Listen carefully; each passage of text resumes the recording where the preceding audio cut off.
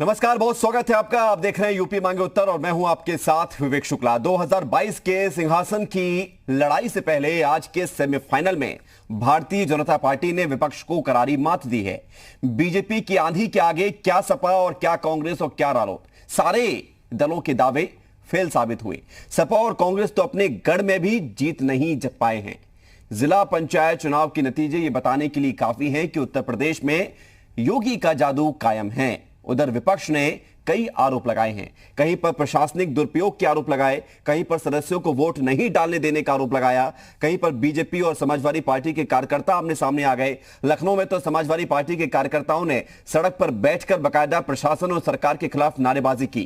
कुल मिलाकर काफी हो हंगामे के बाद आरोपों की बौछारों के बीच पंचायत चुनाव संपन्न हो गए। अब सवाल यह है कि इन नतीजों से आगे क्या असर होगा। क्या नतीजों से बीजेपी के लिए 2022 की लड़ाई आसान मान ली जाए, और क्या विपक्ष के लिए ये चिंता वाली बात है?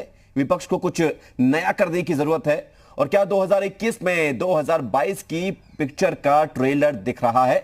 आज हम यही जानने की कोशिश करेंगे, लेकिन उससे पहले पंचायत चुनाव को लेकर मुख्यमंत्री योगी आदित्यनाथ ने जीते हुए उम्मीदवारों को बधाई दी है। यह खबर आपको बता दें, मुख्यमंत्री योगी आदित्यनाथ ने नवनिर्वाचित जिला पंचायत अध्यक्षों को बधाई दी है और जीत पंचायती राज व्यवस्था को मजबूती प्रदान करेगी, ये बात उन्होंने कही है। आप सभी के उज्जवल कार्यकाल के लिए शुभकामनाएं। बीजेपी की ऐतिहासिक जीत के लिए पीएम मोदी का आभार भी मुख्यमंत्री योगी आदित्यनाथ ने जताया है। ये जीत पीएम की लोक कल्याणकारी नीतियों का प्रतिफल है। सीएम योगी ने तमाम बातें कही हैं। ये जीत सुशासन के प्रति जन विश्वास का प्रकटीकरण है। सीएम योगी ने ये सारी बातें कही हैं और साथ ही इसके साथ सभी प्रदेशवासियों को धन्यवाद दिया है और इस विजय की हार्दिक बधाई दी है।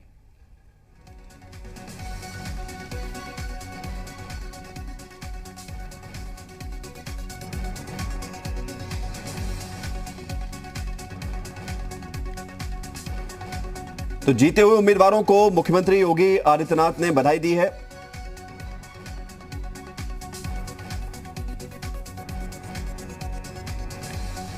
आज 75 जिला पंचायत अध्यक्ष पद में से 53 सीट पर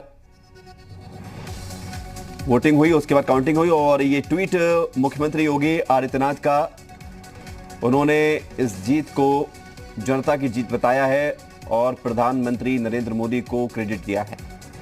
कहा है कि उत्तर प्रदेश में जिला पंचायत अध्यक्षों के लिए विजयी हुए सभी प्रत्याशियों को मेरी तरफ से हार्दिक बधाई। आप सभी की ये जीत भारत को और अधिक मजबूती प्रदान करेगी, लोकतंत्र को और अधिक मजबूती प्रदान करेगी।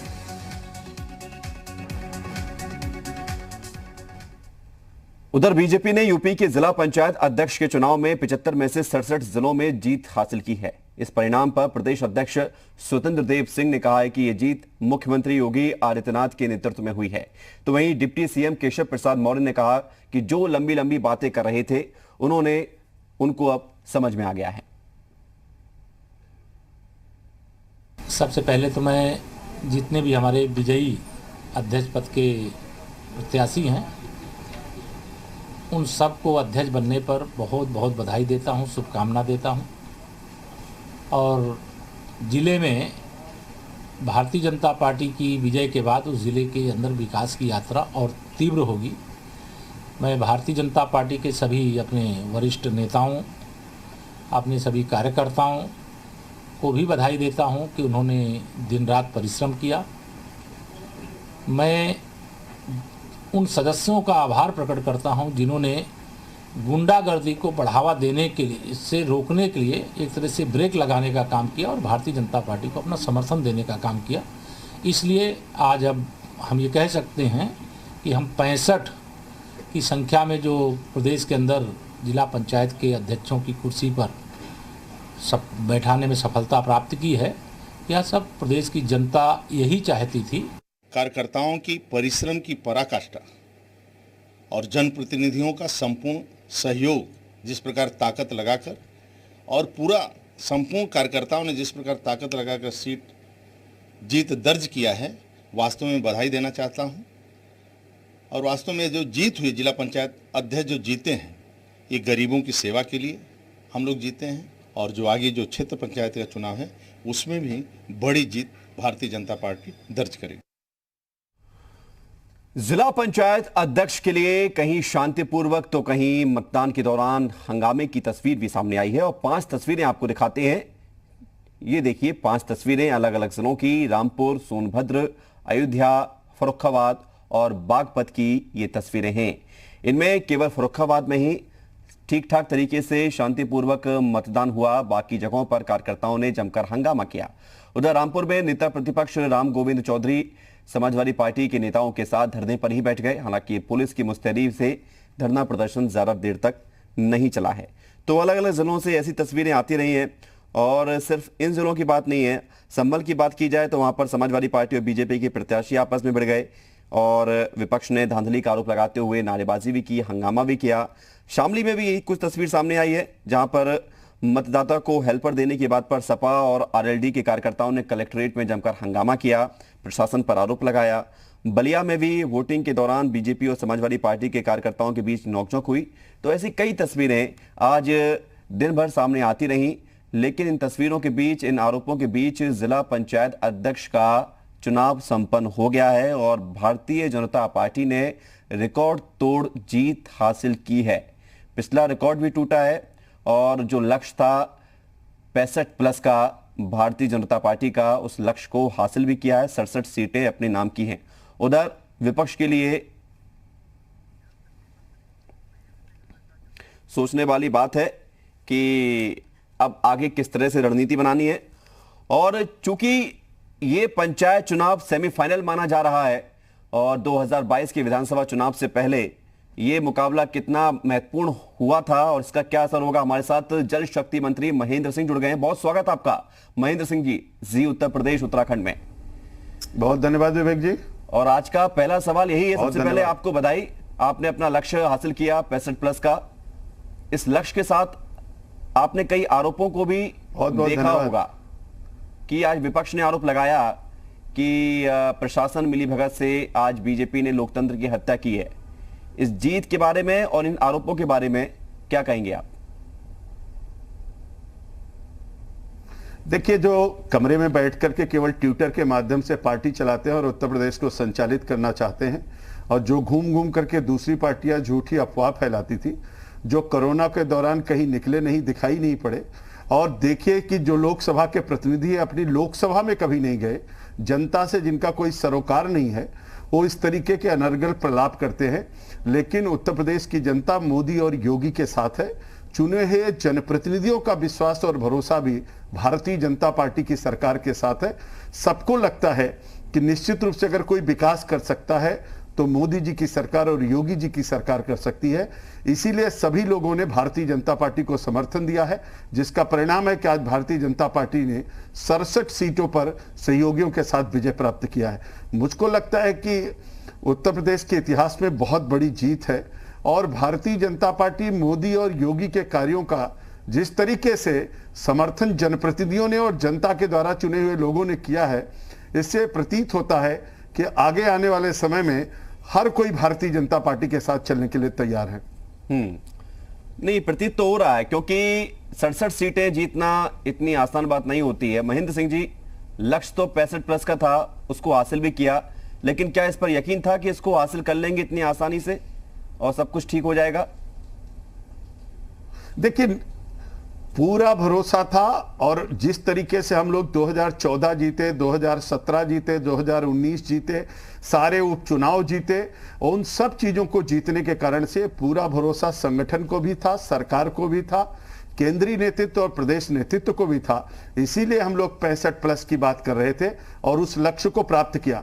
बड़ी बात है विवेक जी कि अब तक जितनी बार भारतीय जनता पार्टी ने जिस लक्ष्य को निर्धारित किया उसको हर बार प्राप्त किया है और इसी कारण से आज हम लोग कहते हैं कि 2022 के चुनाव में भी हम 300 के पार जाएंगे और फिर से भारतीय जनता पार्टी की सरकार बनेगी।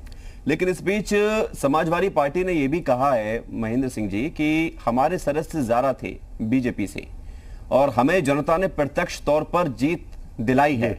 अब सरकार ने प्रशासन से मिलीभगत करके, जोड़ तोड़ करके ये सीटें जीती हैं, लेकिन जनता का आशीर्वाद हमें प्राप्त है। देखिए, जनता पहले ही उनको नकार चुकी है। 2017 के रिजल्ट में आपने देखा कैसे जनता ने नकारा। उनके नापाक गठबंधन के बाद भी जनता ने नकारा। उसके बाद 2019 का चुनाव आया, उसमें जनता ने उनको नकारा। उपचुनाव आया, उसमें जनता ने नकारा। जितने चुनाव अब तक हुए सब में जनता ने उनको नकारा है। और निश्चित रूप से उत्तर प्रदेश अब बदल चुका है। अब उत्तर प्रदेश जंगल राज में फिर से नहीं जाना चाहता है। उत्तर प्रदेश में कानून का राज्य स्थापित है। उत्तर प्रदेश चतुर्दिक विकास की ओर बढ़ रहा है। उत्तर प्रदेश का मान सम्मान स्वाभिमान वापस लौटा है। उत्तर प्रदेश का हर कोई व्यक्ति विकास के साथ जुड़ना चाहता है। और जिस तरीके से आदरणीय मुख्यमंत्री जी ने आदरणीय प्रधानमंत्री जी की योजनाओं को लेकर के आज पूरे भारत में मेरा उत्तर प्रदेश हर परियोजना में नंबर 1 के स्थान पर है जी। भारत सरकार की जितनी परियोजनाएं इसके पहले 2017 से पहले का उठा करके आप देखिए, किसी भी परियोजना में उत्तर प्रदेश का कोई स्थान नहीं रहता था। आज भारत सरकार की जितनी भी स्कीम है उसमें सब में मेरा उत्तर प्रदेश नंबर 1 के स्थान पर है। इससे प्रतीत होता है कि काम करना, जनता के बीच में रहना, संवाद स्थापित करना। कोरोना के दौरान लोग केवल ट्विटर पर कमेंट्स करते रहे, जो काम हो रहा तो नकारते रहे, टीके के प्रति अफवाह फैलाते रहे, उसी टीके को लेकर के अफवाह फैलाने वाले फिर टीका लगवाते रहे। जिस तरीके का भ्रम उन्होंने झूठ फैलाया, भ्रम फैलाया, लोगों को धोखा दिया, चीटिंग किया, उत्तर प्रदेश को जंगल राज में परिवर्तित किया, उत्तर प्रदेश को पूरा दंगे के उसमें झोंक दिया, ऐसे लोगों का विश्वास पूरी तरीके से जनता जो उनके प्रति उठ गया है। अब जनता भारतीय जनता पार्टी के साथ, योगी जी के कामों के साथ, मोदी जी के कामों के साथ है। और बड़ी बात है विवेक जी, आप देखिए कि सरकार और संगठन का जो समन्वय है जी, और संगठन ने भी कोरोना के दौरान जिस तरीके से संगठन ही सेवा है उसको लेकर के उन्होंने किया, वो बहुत बड़ी चीज थी। तो सरकार और संगठन दोनों ने मिलकर के एक जो अद्भुत कार्य किया, उसका परिणाम आज आपके समक्ष है। और उत्तर प्रदेश की जनता बहुत अच्छे ढंग से सबको जानती और पहचानती है। हम लोग भी कहते हैं कि जनता को जनार्दन कहा गया है, और जनार्दन अगर हम कहते हैं तो ऐसे नहीं कहते हैं, इसलिए जनता सब कुछ जानती है। जनप्रतिनिधि जितने चुने गए वो सब लोगों ने भारतीय जनता पार्टी का समर्थन किया है। मैं उत्तर प्रदेश के जनता जनार्दन का आभार व्यक्त करता हूं, उत्तर प्रदेश के सभी जिला पंचायत सदस्यों का आभार व्यक्त करता हूं, और आपके माध्यम से जितने हमारे जिला पंचायत अध्यक्ष चुने गए हैं जी, उनको सबको, जो निर्विरोध चुने गए उनको भी, और जो आज चुने गए उनको सबको मैं बधाई देना चाहता हूं और आपका धन्यवाद करना चाहता हूं कि वास्तव में आपने ये अवसर भी मुझको दिया है। तो निश्चित रूप से अब उत्तर प्रदेश दूसरी दिशा में चल रहा है, और अब हमारा उत्तर प्रदेश ये बात सही भारत का नंबर 1 का राज्य बनेगा कि उत्तर प्रदेश भारत का नंबर 1 राज्य बने, ऐसा हर उत्तर प्रदेश वासी चाहता है। सरकारें भी चाहती हैं, संगठन भी चाहता है, सभी लोग चाहते हैं जी। लेकिन अगर बात की जाए पंचायत चुनावों में जो आरोप लगे, ये पहली मर्तबा नहीं है। जब से पंचायत चुनाव की शुरुआत हुई, हर बार जो सत्ताधारी दल होता है उस पर विपक्ष आरोप लगाता है। इस बार आप पर आरोप लगे क्योंकि आप सरकार में हैं। आरोप क्या होते हैं? प्रशासन की मिलीभगत। आरोप क्या होते हैं? लोकतंत्र की हत्या। आरोप क्या होते हैं? लोगों जो सरस होते हैं उनको डराना, धमकाना। और इस बार तो आरोप 2 कदम आगे आ गए, कहा गया कि उनके मकानों पर बुलडोजर चलवा दिया गया सरकार ने। आपको लगता है कि जिला पंचायत चुनावों में इस तरह के आरोपों को अब दूर करने के लिए कुछ और प्रयास करने की जरूरत है, कुछ और होना चाहिए ताकि लोगों का भरोसा इस पर बढ़े, ये आरोपों को बार बार ना देखा जाए? विवेक जी, बहुत ही विनम्रता के साथ मैं आपसे कहना चाहता हूं, मैं मुरादाबाद का प्रभारी मंत्री हूं। मैं मुरादाबाद में था जिस दिन नामांकन हो रहा था जी। प्रस्तावक और समर्थक भी उनके पास नहीं थे, पूरी मीडिया खड़ी थी। आप सब लोग इतनी जागरूकता के साथ सब चीजों को कवर करते हैं, अगर वो लोगों के पास समर्थक और प्रस्तावक नहीं हो पा रहा है तो चुनाव जीतने की बात कैसे वो लोग करते हैं? तो मैंने देखा कि अगर प्रस्तावक समर्थक ढूंढते रहे, जिसको प्रस्तावक और समर्थक नहीं मिल रहा है वो आरोप लगा रहा है। निर्विरोध निर्वाचन जहां कहीं से हुआ, उन सब स्थानों पर आपके सभी मीडिया के मित्र उपस्थित थे। अगर उनके पास प्रस्तावक समर्थक होते और वो जाकर के सड़क पे खड़े होते कि मुझको नामांकन नहीं करने दिया जा रहा है, तब तो ये बात मानी जाती।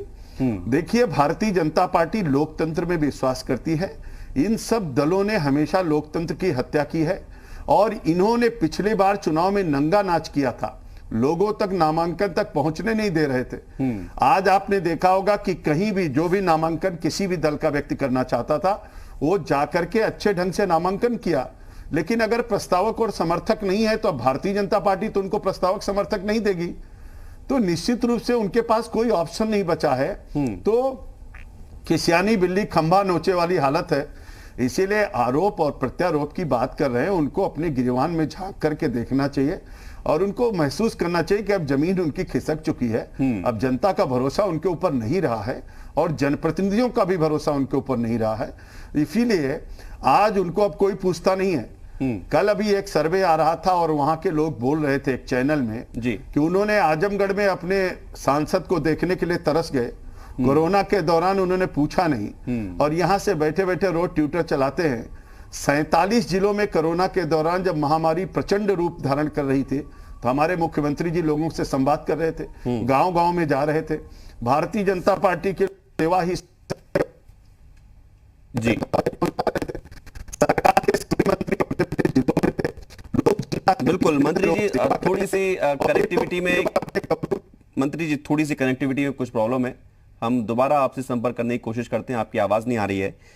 और लेकिन जो बातें मंत्री जी के द्वारा की जा रही हैं, महेंद्र सिंह जी जल शक्ति मंत्री हैं, कि जिस तरह से जनता के बीच जाकर बीजेपी ने मेहनत की, जिस तरह से जनता के बीच जाकर बीजेपी ने काम किया, उसी का ये परिणाम है कि जनता और जनप्रतिनिधि दोनों का साथ बीजेपी को मिलता है और उसका ये परिणाम है कि ये प्रचंड जीत भारतीय जनता पार्टी की जो लक्ष्य था उस लक्ष्य से आगे बढ़कर हुई है। और एक बार फिर से हमारा संपर्क हो गया है जल शक्ति मंत्री महेंद्र सिंह जी से। महेंद्र सिंह जी, अब इसके थोड़ा सा आगे बढ़ते हैं, आरोपों को एक साइड रखते हैं, अब बात 2022 की करते हैं। चूंकि देखने में यह भी आया है कि पिछले 2 चुनावों में जिसकी सरकार थी उसके सदस्य, उसके अध्यक्ष ज्यादा बने, लेकिन वो विधानसभा में परफॉर्म नहीं कर पाए। यहां पर कुछ उलटफेर देखने को मिलेगा, यहां पर आपकी बात कुछ अलग है। देखिए, वो उन सरकारों की बात आप कर रहे हैं जिन्होंने गुंडा राज स्थापित किया, जिन्होंने जंगल राज स्थापित किया, जिन्होंने उत्तर प्रदेश को दंगे में झोंक दिया, जिन्होंने भ्रष्टाचार का पूरी तरीके से बोलबाला पैदा किया। आज पूरी ईमानदारी और निष्ठा के साथ जनता जनार्दन के हर समस्या के समाधान के लिए भारतीय जनता पार्टी काम कर रही और नेतृत्व के प्रति, चाहे हमारा केंद्रीय नेतृत्व आदरणीय नरेंद्र भाई मोदी का हो, चाहे उत्तर प्रदेश में योगी आदित्यनाथ जी का हो, पूरी तरीके से जनता जनार्दन इन दोनों लोगों के साथ जुड़ी हुई है। एक एक योजना का लाभ अंतिम पंक्ति के व्यक्ति को मिल रहा है। आप कल्पना करिए कि आज उत्तर प्रदेश के अंदर 2,42,00,000 को किसान सम्मान निधि मिल रही हो, 1,37,00,000 विद्युत घरों में कनेक्शन हो गया हो, उज्ज्वला योजना का 1.5 करोड़ लोगों को लाभ प्राप्त हुआ हो, उत्तर प्रदेश में 2,62,00,000 शौचालय बन गए हों, उत्तर प्रदेश में road connectivity, air connectivity, rail connectivity के माध्यम से पूरे उत्तर प्रदेश को चतुर्दिक जोड़ने का अभियान हो, जहां पर केवल 3 एयरपोर्ट रहे हों वहां 8 एयरपोर्ट संचालित हो गए हों, जहां केवल 12 मेडिकल कॉलेज रहे हों वहां पर 45 मेडिकल कॉलेज बन गए हों, सभी जिलों में मेडिकल कॉलेज की स्थापना कर देना, स्वास्थ्य में ढांचागत सुधार करना, हर तरीके की व्यवस्था में परिवर्तन लाना, ये अद्भुत कार्य जो हो रहा है। जल जीवन मिशन जो बुंदेलखंड और विंध्य क्षेत्र में आपने देखा होगा, बिल्कुल कभी रेल से पानी लाने की बातचीत चलती थी, पिछले 4 साल में अगर एक भी आवाज आपकी आई हो, मित्र आप तो मीडिया के माध्यम से और बहुत अनुभवी पत्रकार हैं, आपका चैनल भी दूर दूर तक हर चीज को कवर करता है। 4 साल में विंध्य क्षेत्र बुंदेलखंड में पानी की एक भी आवाज नहीं आई, सारी समस्या का समाधान हुआ। बड़े बड़े प्रोजेक्ट चल रहे हैं, हर घर नल योजना का काम तेजी के साथ विस्तार रूप ले रहा है। बाढ़ के कामों को हम लोगों ने इतने अच्छे से किया कि इनके जमाने में 15,41,773 हेक्टेयर जमीन प्रभावित हुई थी। अभी आदरणीय योगी जी के नेतृत्व में जो काम हो रहा है उसमें केवल 6,886 हेक्टेयर जमीन प्रभावित हुई, तो 15 लाख से 6,000 पे हम लाए। बिल्कुल, तो चाहे बाढ़ का काम हो, जल जीवन मिशन का काम हो, सरकारें काम करती हैं, आप जैसे मंत्री अगर विभाग की जिम्मेदारी संभालते हुए काम करते हैं तो काम दिखता भी है और यही वजह है कि आप आंकड़े भी पेश कर पा रहे हैं। लेकिन मंत्री जी, आपने विपक्ष का गढ़ भी नहीं छोड़ा जी, आपने वहां भी सेंध लगा ली। आपने आजमगढ़ तो बचा लिया समाजवादी पार्टी ने, लेकिन मैनपुरी में सेंध लगा ली, आपने रायपुरी में सेंध लगा दी। ये कैसे संभव हुआ? देखिए उत्तर प्रदेश क्या पूरा भारत, आदरणीय प्रधानमंत्री जी का मूल मंत्र है सबका साथ, सबका विकास, सबका विश्वास। और अब कोई जिला पिछड़ना ही नहीं चाहता, क्योंकि पिछली सरकार में केवल 5 जिले का विकास होता था, अब 75 जिले का विकास होता है। अब 75 जिलों में बिजली आती है, गांव गांव में 18 घंटे से 20 घंटे बिजली जलती है। अब तहसील हेडक्वार्टर और डिस्ट्रिक्ट हेडक्वार्टर पर 24 घंटे बिजली की व्यवस्था है। पहले 5 जिले की व्यवस्था होती थी, अब 75 जिले की होती है। तो हम 75 जिलों में समान रूप से काम कर रहे हैं। हम पूर्वांचल एक्सप्रेस वे बना रहे हैं, बुंदेलखंड एक्सप्रेस वे बना रहे हैं, गंगा एक्सप्रेस वे बना रहे हैं। हमारे जितने भी काम हैं वो सभी जिलों के लिए हैं। तो जब हम सबके लिए काम करते हैं तो सब हमारे साथ भी जुड़ते हैं, और उसी का परिणाम है कि पूरा उत्तर प्रदेश आज भारतीय जनता पार्टी के साथ खड़ा है, योगी और मोदी के नीतियों के साथ खड़ा है। और हर किसी को भरोसा और विश्वास है कि 24 करोड़ लोग कुंभ में आएंगे, स्नान करके चले जाएंगे और खरोंच तक नहीं आएगी। दिव्य कुंभ, भव्य कुंभ का स्वरूप देखा। इनके जमाने में कुंभ हुआ था तो कितने लोगों ने अपनी जान गंवाई थी। आज 24 करोड़ लोग आते हैं, 72 देशों के लोग सम्मिलित होते हैं, और उसकी चर्चा पूरे दुनिया के अंदर बिल्कुल वो चर्चाएं हमने सुनी भी हैं। और तरीके से देखिए, लॉ एंड ऑर्डर देखना, बिल्कुल वो चर्चाएं भी। विवेक जी, मैं आपसे एक निवेदन करना चाहता हूं। जी जी, एक निवेदन मेरा है आपसे कि देखिए, राम जन्मभूमि का निर्णय आया, लोग कहते थे पता नहीं क्या हो जाएगा, कानून का राज्य कैसा होता है। आपने देखा होगा, आदरणीय प्रधानमंत्री जी ने भूमि पूजन किया जी। सब लोगों ने उत्साह पूर्वक, पूरे उत्तर प्रदेश ने उनका अभिवादन किया, अभिनंदन किया। तो एक एक काम की अगर चर्चा की जाए तो पूरे उत्तर प्रदेश के जनमानस के मानस पटल पर अंकित हो रहा है, और सब लोग इस बात को मान रहे हैं कि वास्तव में बहुत अच्छा काम हो रहा है। और सबसे बड़ी बात है कि हमारा उत्तर प्रदेश, जिसकी छवि बहुत खराब थी, आज छवि अच्छी बनी है, कानून का राज्य स्थापित हुआ है, और पूरे निवेशक उत्तर प्रदेश में आ रहे हैं। आर्थिक दृष्टि से भारत का दूसरा राज्य हमारा उत्तर प्रदेश बन गया है जी। तो लोगों एक आखिरी सवाल और रहेगा मंत्री जी आपसे। तो हर दृष्टि से किसानों के आय, बिल्कुल वो असर दिख रहा है। अगर लोगों तक वो काम पहुंच रहा है तो लोग उसका समर्थन भी कर रहे हैं और आपको जीत के तौर पर तोहफा भी दे रहे हैं। लेकिन मंत्री जी, एक चलते चलते आखिरी सवाल ये रहेगा कि सदस्यों की संख्या में बीजेपी पिछड़ी समाजवादी पार्टी से, इसको लेकर कोई चिंता है पार्टी लेवल पर? देखिए, भारतीय जनता पार्टी कहीं नहीं पिछड़ी है। भारतीय जनता पार्टी पूरा, आदरणीय प्रधानमंत्री ने जब से शुरू किया, 2013 के बाद से जब कैंपेन शुरू हुआ, दिन प्रतिदिन भारतीय जनता पार्टी का ग्राफ बढ़ा है। और आज की तारीख में अगर आप देखें, 83-85% सीट को जीतना, आज का ग्राफ देखिए तो कहां से कहां हम लोग पहुंचे हैं। तो हर दिन बीजेपी का ग्राफ बढ़ रहा है। भारतीय जनता पार्टी तेजी के साथ और आगे बढ़ रही है। पंचायत चुनाव में भारतीय जनता पार्टी का इस स्तर का कभी भी रिजल्ट नहीं रहा। आज योगी जी के नेतृत्व में हम गांव-गांव तक पहुंचे हैं, जिला पंचायत असर दिखा है उसका मंत्री जी। आगे चलकर और हम यही कोशिश करेंगे कि आप प्रदेश के विकास के लिए लगातार काम करते रहें और आपके विकास से लोगों को फायदा हो, लाभ मिले। बहुत बहुत धन्यवाद आपका हमारे साथ जुड़ने के लिए, मंत्री महेंद्र सिंह जी, हमारे साथ चर्चा करने के लिए। बहुत धन्यवाद विवेक जी। एक बार फिर से आपके माध्यम से हम जिला पंचायत सदस्यों को और जिला पंचायत अध्यक्षों को धन्यवाद और बधाई देना चाहते हैं। और आपका भी बहुत बहुत धन्यवाद कि आपने अवसर मुझको दिया। आपका भी बहुत धन्यवाद, आभार, बहुत बहुत धन्यवाद, शुक्रिया। और यहां पर रुक रहे छोटे से ब्रेक के लिए, जल्द लौटते हैं।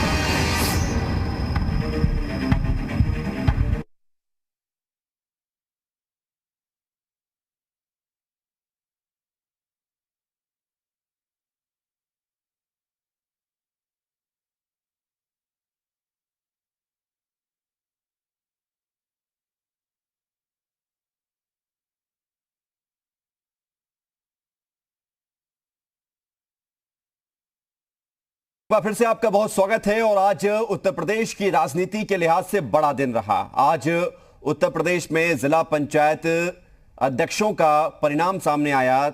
22 सीटों पर पहले ही परिणाम आ चुका था। निर्विरोध 21 बीजेपी के जीते थे और 1 समाजवादी पार्टी का। बाकी बची हुई 53 सीटों के लिए आज पहले वोटिंग हुई, सुबह 11 से लेकर दोपहर 3 बजे तक, और उसके बाद फिर काउंटिंग शुरू हुई। और धीरे धीरे करके जब परिणाम सामने आते गए तो एक तरफा लगातार बीजेपी के एक के बाद एक जो प्रत्याशी थे, अध्यक्ष पद पर खड़े हुए थे, जो सदस्य थे, वो जीतते चले गए और फाइनल टैली ये कहती है कि 67 सीटों पर बीजेपी की जीत हुई है और 6 पर समाजवादी पार्टी और 2 पर निर्दलीय जीते हैं। कुल मिलाकर इस यूपी के पंचायत चुनाव को 2022 के फाइनल मुकाबले से पहले का सेमीफाइनल बताया जा रहा है और कहा यह भी जा रहा है कि ये पिक्चर का ट्रेलर है। 2022 का जो फिल्म सामने आएगी उसका ट्रेलर ये बताया जा रहा है। इधर यूपी पंचायत में हुई जीत के बाद बीजेपी गदगद है और इन नतीजों पर प्रधानमंत्री नरेंद्र मोदी ने ट्वीट कर बीजेपी संगठन और योगी सरकार को बधाई दी है। उन्होंने लिखा है कि यूपी जिला पंचायत चुनाव में बीजेपी की शानदार विजय विकास, जनसेवा और कानून के राज के लिए जनता जनार्दन का दिया हुआ आशीर्वाद है। इसका श्रेय मुख्यमंत्री योगी की नीतियों और पार्टी कार्यकर्ताओं के अथक परिश्रम को जाता है। यूपी सरकार और बीजेपी संगठन को इसके लिए हार्दिक बधाई। तो पंचायत चुनाव में बीजेपी की बल्ले बल्ले।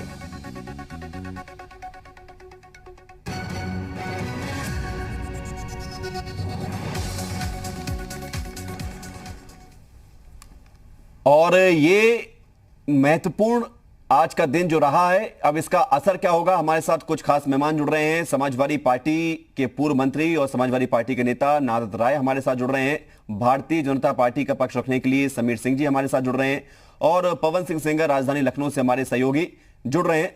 सबसे पहले नारद राय जी, सवाल आपसे रहेगा। हार गए उत्तर प्रदेश में, जिस जिला पंचायत अध्यक्ष चुनाव में आपने रिकॉर्ड बनाया था पिछली बार, इस बार तो उसका 10% भी आप नहीं ले पाए। क्या कारण रहे हार के?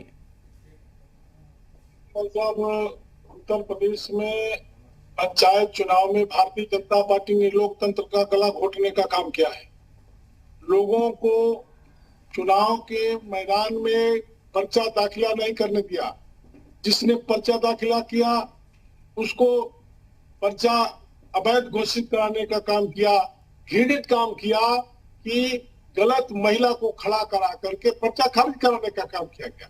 पर्चा दाखिला के बाद से जहां पर समाजवादी पार्टी के उम्मीदवार लड़ रहे थे, एक एक सदस्य के जिला पंचायत के घर जाकर के जितना तांडव जोगी जी के अधिकारियों ने, पुलिस ने किया है, या आजादी के बाद आज तक किसी शासन में नहीं हुआ था। जहां भारतीय जनता पार्टी के देश के प्रधानमंत्री मोदी जी को, जोगी जी को कोसना चाहिए, धिकारना चाहिए कि तूने लोकतंत्र का गला घोटा है, कि पीठ थपथपा रहे हैं।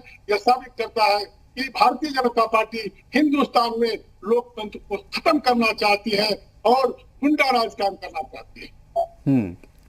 लेकिन नारद राय जी, आपके सदस्यों ने भी तो आपका साथ नहीं दिया।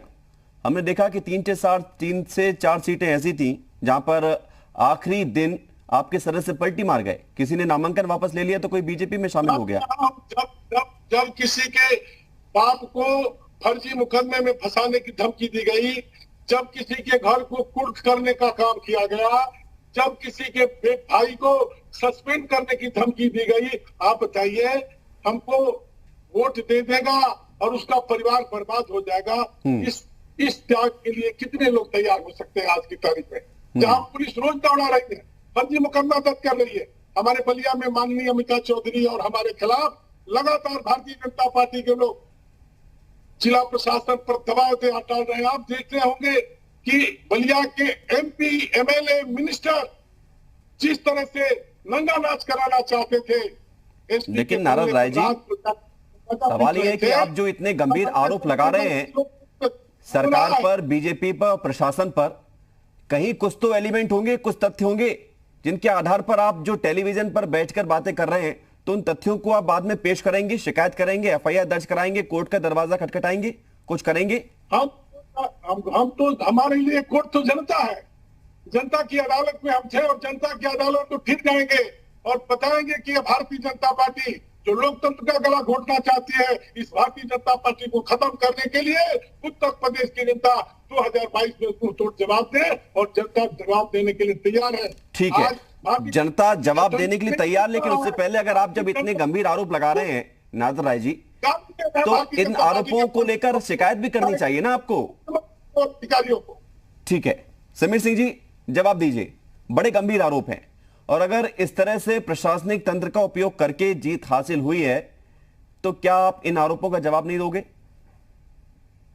नहीं विवेक जी, देखिए अभी मैं नारायण राय जी को सुन रहा था। नारायण राय जी समाजवादी पार्टी की सरकार में मंत्री भी रहे हैं। अभी पिछले दिनों इनका एक वीडियो भी वायरल हो रहा था नामांकन का, कि लोकतंत्र में कौन क्या कर रहा है ये जनता जानती, और जनता जानती है। उसी का प्रमाण है कि भारतीय जनता पार्टी 65+ है। हमारे सहयोगी दल मिला के 67 सीटें हम उत्तर प्रदेश में जीतने में कामयाब हुए। भारतीय जनता पार्टी के प्रदेश अध्यक्ष माननीय स्वतंत्र देव सिंह ने चुनाव के दरमियान भी कहा था कि हम 65+ रहेंगे और हम उन सीटों को जीतने में कामयाब। बलिया की बात नारद राय जी कर रहे थे, उत्पीड़न की बात कर रहे थे। मैं पूछना चाहता हूं कि अगर उत्पीड़न हो रहा था तो आप चुनाव जीत कैसे गए? दूसरा, आप लोकतंत्र की बात करते हो, आपके विधानमंडल दल के नेता राम गोविंद चौधरी का बेटा सदस्य का चुनाव बलिया में हार जाता है और बहुजन समाज पार्टी के नेता अंबिका चौधरी के पुत्र को आप समाजवादी पार्टी प्रत्याशी बनाती है। आप लोकतंत्र का कौन सा उदाहरण प्रस्तुत करना चाहते हो? आप खरीद फरोख्त करते हो, आप अपनी बात नहीं करते हो, दूसरे पर आरोप लगाते हो। अगर हमने प्रशासनिक दुरुपयोग किया तो आप नामांकन कर पाते हो। नारद जी आ रहा हूं आपके पास। नारद जी, आप ही को जवाब देना है, मुझे जवाब नहीं देना है। आपने उन पर आरोप लगाए हैं, वो आप पर आरोप लगा रहे हैं, तो जवाब आप ही को देना है। बस 1 मिनट का इंतजार करिए। एक एक करके बोलेंगे तो सबकी आवाज आएगी। अगर आप इकट्ठे बोलोगे तो आवाज नहीं आ पाएगी किसी की, इसलिए इस बात का ध्यान रखिए। आप लोग वर्चुअली हमारे साथ जुड़े हुए हैं। राय साहब मैं रिक्वेस्ट कर रहा हूं आपसे, रिक्वेस्ट कर रहा हूं, धैर्य रखिए, थोड़ा सा धैर्य रखिए। राय साहब थोड़ा सा रुक जाएंगे आप तो बाकी लोगों की आवाज आ जाएगी। चलिए राय साहब, मैं आता हूं आपके पास। पवन, मैं समीर आऊंगा, मैं आपके पास समीर जी, लेकिन उससे पहले पवन आपके पास आ रहा हूं। सवाल इस बात का है कि पंचायत चुनाव में इस तरह के आरोप नई बात नहीं है। सवाल इस बात का भी है कि जो इतने गंभीर आरोप लगा रहे हैं वो तथ्य देने को तैयार नहीं है। वो ये कह रहे हैं कि हम जनता की अदालत में जाएंगे। जनता पर क्या प्रभाव पड़ेगा इस पर? पवन।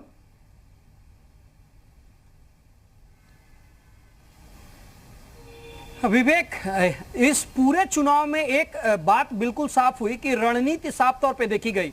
नारद राय जो आरोप लगा रहे हैं उसमें मैं ये बात बिल्कुल कहना चाहूंगा कि जो राष्ट्रीय नेतृत्व है, यानी जो समाजवादी पार्टी का नेतृत्व है, अगर बलिया में जो सीट जीतने में कामयाब हुए, वो इस बात से दर्शाता है कि अगर इस तरह की व्यवस्था पूरे उत्तर प्रदेश के सभी जनपदों में अपने बड़े नेताओं को लगाते तो शायद नारद राय ये बात नहीं कहते। बलिया में जीत इस बात को दर्शाती है कि अगर आपकी रणनीति सही हो और आपके सदस्य आपके साथ हो तो आप चुनाव जीत सकते हैं। समीर सिंह ने एक बात कही कि हम 65+ जीते। निश्चित तौर पे भारतीय जनता पार्टी की रणनीति पहले से रही। BL संतोष जब लखनऊ प्रवास पे आए थे तो मीटिंग के दौरान 65+ का एक रेशियो रखा गया था, एक टारगेट रखा गया था और उत्तर प्रदेश के सभी प्रभारी मंत्रियों को यह टारगेट दिया गया था कि अपने क्षेत्र में जाएं और उन प्रत्याशियों को जिताने का काम करें जो भारतीय जनता पार्टी से प्रत्याशी बनाए गए हैं या जिनको बनाया जाएगा। और सभी नेताओं ने, बड़े नेताओं ने इस पे काम किया। लेकिन अगर समाजवादी पार्टी की तरफ आप नजर उठा करके देखेंगे तो समाजवादी पार्टी के कुछ जनपदों को अगर छोड़ दिया जाए तो जो सभी बड़े नेता रहे केवल आरोप लगाते रहे, फील्ड में ना निकल करके, अपने प्रत्याशियों के साथ ना निकल करके और एक तरीके से जो समीकरण था उसके खिलाफ लड़ाई ना लड़ करके वो घर में बैठ करके राजनीति करते रहे। यही वजह थी कि अखिलेश यादव ने तकरीबन 12 से ज्यादा जनपदों के जिला अध्यक्षों को बर्खास्त कर दिया, पार्टी के पद से हटाया, उनके खिलाफ कार्रवाई की, क्योंकि कहीं ना कहीं ये खबर आई थी कि पहले से ही वो तमाम जो नेता थे वो भारतीय जनता पार्टी से मिलने का काम किए थे। जो प्रत्याशी जीत करके आए थे वो भारतीय जनता पार्टी के खेमे में जा रहे थे।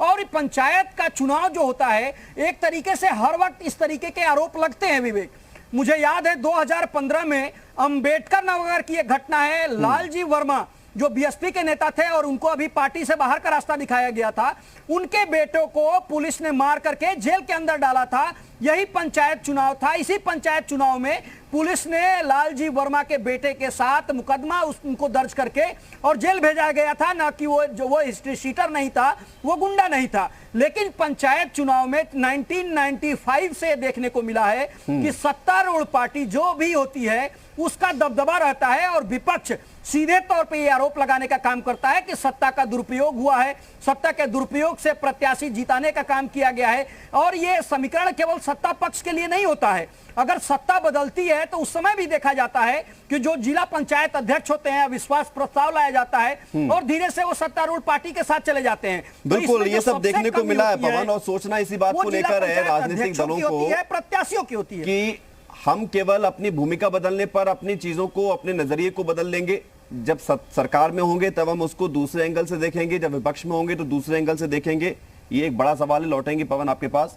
नारद राय जी, ये कमी हो गई कि आपके नेता घर से बाहर नहीं निकले, नहीं तो परिणाम हो सकता है कि कुछ और होता। मैं पवन जी की बातों से का समर्थन इसलिए नहीं कर सकता। समाजवादी पार्टी के राष्ट्रीय अध्यक्ष माननीय अखिलेश यादव जी ने एक एक कार्यकर्ता को लगाने का काम किया था चुनाव में। बिल्कुल यह बात सही है कि हमारे पार्टी के सभी वरिष्ठ नेता इस चुनाव में लगे थे, लेकिन करें तो क्या करें। जब मेंबर को घर नहीं रहने दिया गया, जब मेंबर को उसके परिवार के लोगों को जेल में बंद करने का काम किया गया, जब पर्चा नहीं दाखिल करने दिया गया। आप एक बात बताइए नारद राय जी, जब इतना सब कुछ हो रहा था, इतना सब कुछ हो रहा था, तो आपके बड़े नेता सड़क पर नहीं आ सकते थे? जो आज कार्यकर्ता बाहर बैठकर हंगामा कर रहे थे, नारेबाजी कर रहे थे प्रशासन के खिलाफ, आपके नेता कहां गए थे? शिकायत क्यों नहीं की गई? बताइए, एक भी एफआईआर की गई हो तो। आयोग से लेकर के जिला प्रशासन तक हर जगह शिकायत करी गई। इस गूंगी भरी सरकार के अफसर भी गूंगे बारे थे। अरे आप तो कोर्ट चले आते हो ना, आप कोर्ट गए, कोर्ट ने कहा वीडियोग्राफी कराया, आपने कहा वीडियोग्राफी का आदेश आया कि नहीं आया आपके फेवर में? तो इन सारी शिकायतों को लेकर आप कोर्ट जा सकते थे। रहा था सर, कितनी हिमाकत इस छोटे चुनाव में। समीर जी, बस आप ही का जवाब। भारतीय जनता पार्टी ने कोशिश की, ठीक है, तो कहिए कि समाजवादी पार्टी के ओरिजिनल मतदाता समय से चले गए, नहीं तो 6 फर्जी वोट बलिया में पड़ गया रहता। ये लोकतंत्र बरकरार रखने वाले लोग हैं। मैं पवन जी की बात का समर्थन नहीं करता। आप मत करिए समर्थन, लेकिन आप ये तो देखिए, आप ये तो देखिए नारद राय जी कि आपने 2015 में 38 सीटें निर्विरोध जीती थी, नहीं जीती थी? 2015 का परिणाम याद करिए। उन सांसदों को हम लोगों ने रोकने का काम किया। ठीक है, दरवाजा 11 बजे रात को पिट रहा है, किस लिए पिट रहा था? अरे ये सारी चीजें, सारी चिंता आपको टेलीविजन पर याद आती हैं। इन सारी चिंताओं को लेकर आपको ऊपर लेवल पर दरवाजा खटखटाना चाहिए भाई। उसके बाद जब जवाब मिलेगा तो आप रखो। साक्ष्यों के तौर पर आप सबूत देना चाहते नहीं है, तथ्य रखना चाहते नहीं है, जनता के बीच में आप जाना चाहते हैं। सरकार के अध्यक्ष ने शिकायत किया, हमारे विधानमंडल लेवल के नेता ने शिकायत करने का काम किया, कौन सुने? भारतीय जनता कोई सुनने वाला नहीं है। समीर जी, ये क्या आवाज दबाने की कोशिश की गई? सुना नहीं गया शिकायतों को? किसी की आवाज नहीं दबाई गई। लोकतंत्र में हम किसी की आवाज दबाते भी नहीं। माननीय मुख्यमंत्री जी 2017 में मुख्यमंत्री बने थे, योगी जी, उन्होंने बहुत स्पष्ट कहा था कि हम उत्तर प्रदेश के अंदर अपराध को खत्म करेंगे, लोकतंत्र को बहाल करेंगे, जो गुंडा राज है उसे खत्म करेंगे और उत्तर प्रदेश को विकास के रास्ते पर ले जाएंगे। ये चुनाव उत्तर प्रदेश के विकास के, योगी जी के परिश्रम के परिणाम का स्वरूप है। ये स्वीकार नहीं कर रहा। मैं एक बात विवेक जी बड़े सलीके से पूछना चाहता हूं नारद राय जी से, समाजवादी पार्टी के नेता। 16 से लेके 26 तक नामांकन होना था, 10 दिन का समय था नामांकन का। अगर कहीं समाजवादी पार्टी को भारतीय जनता पार्टी और सरकार ने रोका तो ये अपनी आपत्ति 10 दिन में क्यों नहीं दाखिल कराए?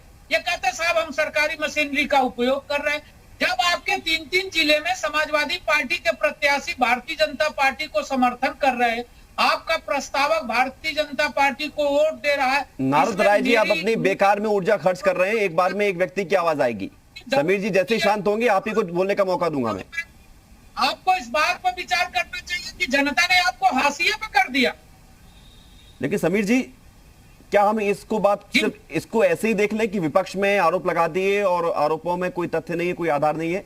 या जिला पंचायत के चुनावों में जो हम देख रहे हैं पिछले कई सालों से जो ट्रेंड सेट हो गया है कि जिसकी सरकार वो अपने कोशिश कर जो आरोप लगते हैं उस पर कि वो षड्यंत्र करके प्रशासनिक दबाव में, प्रशासनिक की मदद से, व्यवस्थाओं की मदद से अपने फेवर में सीटें करती हैं, इन आरोपों का खात्मा कब होगा? नहीं, देखिए विवेक जी, इन आरोपों का खात्मा हो गया होता अगर कोरोना नहीं आया था। मुझे कोई कहने में संकोच नहीं है। आप देखिए उत्तर प्रदेश को पहले स्थानीय निकाय के चुनाव में एक ग्राम प्रधान और जिला ब्लॉक प्रमुख और जिला पंचायत का पार्ट है और दूसरा टाउन एरिया, नगर निगम और नगर पालिका का पार्ट है। आप देखिए पहले भी यही होता था। टाउन एरिया और नगर पालिका, नगर निगम में कांग्रेस की सरकारों में और पिछली सरकारों में खरीद फरोख्त होती थी। हमने संशोधन करके उसको जनता के द्वारा चुनाव नगर निगम, नगर पालिका का कराया था। और मैं बड़े विश्वास के साथ कहता हूं कि माननीय मुख्यमंत्री जी उत्तर प्रदेश आदरणीय योगी जी इस मत के हैं कि ये चुनाव सीधे जनता के द्वारा होना चाहिए। उन्होंने प्रयास भी किया था, भारतीय जनता पार्टी भी प्रयास किया था, लेकिन कोरोना के नाते, लोकसभा न चलने के नाते ये संशोधन ठीक है, यानी कि अगली बार उम्मीद की जाएगी कुछ परिवर्तन देखने को मिलेगा। नारा राय जी, 1 मिनट आपके पास है, आप अपनी बात कह दीजिए।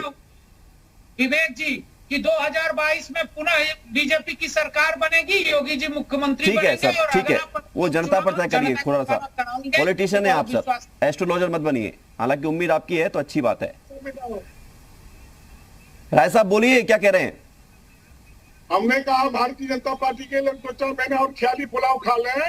22 में समाजवादी पार्टी की पूर्ण बहुमत की सरकार बनेगी और जो विकास का रफ्तार माननीय अखिलेश यादव जी ने चलाया था, जिस पहिया को विकास के रोकने का काम भारतीय जनता पार्टी में योगी जी के सरकार में हुआ है, तो 22 में फिर माननीय अखिलेश यादव जी मुख्यमंत्री होंगे और उत्तर प्रदेश का विकास होगा। मैनपुरी सीट नहीं बचा पाए आप, आपने गढ़ नहीं बचा पाया। से पहले ही कहा, 4 सदस्य जीते 50 और भारतीय जनता पार्टी के जीते 4 और उनका चेयरमैन हो गया। कौन जादू हो गया बता दीजिए? जो कहना कि पंचायत चुनाव में जोगी जी का जलवा, ठीक है, आराम से ब्लड प्रेशर ना बढ़ाइए। राय साहब पानी पीजिए ठंडा। पवन सिंगर, एक सवाल आपसे रहेगा मेरा आखिरी सवाल यही है कि इसके परिणाम क्या, असर क्या 2022 में देखने को मिलेगा? अब देखिए विवेक, एक मैसेज तो जाता है हर चुनाव का अगले चुनाव में, और जिला पंचायत अध्यक्ष के तरफ समाजवादी पार्टी भी देख रही थी और भारतीय जनता पार्टी भी देख रही थी। 65 प्लस का जो रेशियो है निश्चित तौर पे एक मैसेज देता है सत्तारूढ़ पक्ष के लिए और एक मनोबल बढ़ाने का काम करता है कार्यकर्ताओं का। लेकिन नारद राय जो आरोप लगा रहे हैं या समीर सिंह जो बात कह रहे हैं या अभी तक 1995 से जो चला आ रहा है, उसमें जो सबसे बड़ा कारण होता है वो प्रलोभन होता है। और जो सदस्य होते हैं या जिनको चुना जाना होता है वो जीत करके आते हैं, उस समय से ये तय करने लगते हैं कि किसके साथ जाने में फायदा रहेगा, किसके साथ हम जाएंगे तो आने वाला समय बिल्कुल वो सारे समीकरण पहले से तय कर लिए जाते हैं। पवन आप ठीक कह रहे हैं, लेकिन इन समीकरणों को तय करने से पहले समझना यह होगा कि अब स्थिति कुछ बदलनी चाहिए। इस तरह के आरोपों के बीच चुनाव होना राजनीति शुचिता के लिए ठीक नहीं है। बहुत बहुत शुक्रिया आपका नारद राय जी हमारे साथ जुड़ने के लिए, समीर सिंह जी हमारे साथ जुड़ने के लिए, और पवन आपका भी शुक्रिया तमाम जानकारी के लिए। छोटा सा ब्रेक है, यूपी मांगे उत्तर में इतना ही।